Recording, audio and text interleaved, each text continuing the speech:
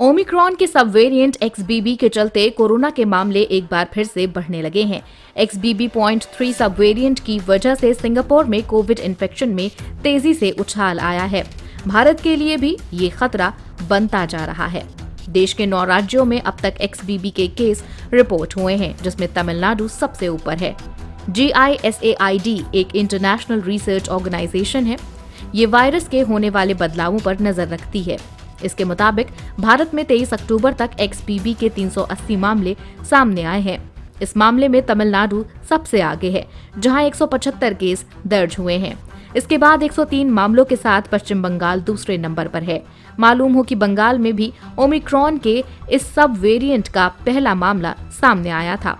इन राज्यों में फैला XBB सब वेरिएंट तमिलनाडु और बंगाल के अलावा ओडिशा 35, महाराष्ट्र 21, दिल्ली 18, पुडुचेरी 16, कर्नाटक 9, गुजरात 2 और राजस्थान 1 में भी XBB का संक्रमण फैला है। अब तक मिले 380 मामलों में XBB.3 सब वेरिएंट 68.42% है। XBB.2 के केस 15% और XBB.1 के 2.36% हैं। इसे देखते हुए दूसरे राज्यों को अलर्ट कर दिया गया है। नए वेरिएंट को लेकर WHO भी चिंतित।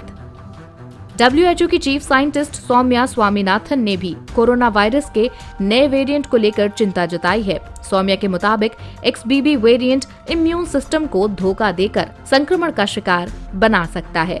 साथ ही उन्होंने कुछ देशों में कोरोना की नई लहर की चेतावनी भी दी है। उन्होंने कहा है कि कोरोना के 300 से ज्यादा सब वेरिएंट चिंता का विषय बने हुए हैं। इसमें भी XBB वेरिएंट ज्यादा घातक है। सौम्या स्वामीनाथन ने कहा, ये वेरिएंट इम्यून सिस्टम को धोखा देने में सक्षम है। हमने पहले भी कई घातक वेरिएंट देखे हैं, लेकिन ये वेरिएंट एंटीबॉडीज पर हावी हो सकता है। इस वेरिएंट के चलते कुछ देशों में फिर से कोरोना की लहर आ सकती है। हम XBB के साथ साथ BA.5 और BA.1 पर भी निगाह लगाए हुए हैं। ये दोनों वेरिएंट भी बेहद घातक हैं।